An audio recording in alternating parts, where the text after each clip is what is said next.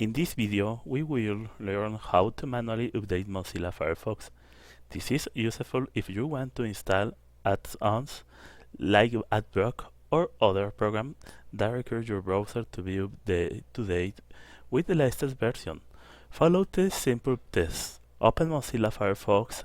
Once in the browser window, press the Alt key on your keyboard. At the top, a menu bar will appear. Click on the Help tab. Then select the About Firefox option. A pop-up window will appear indicating if an update is available. If so, you will be prompted to restart Firefox to initiate the update process. Click the Restart button and wait for the update to complete.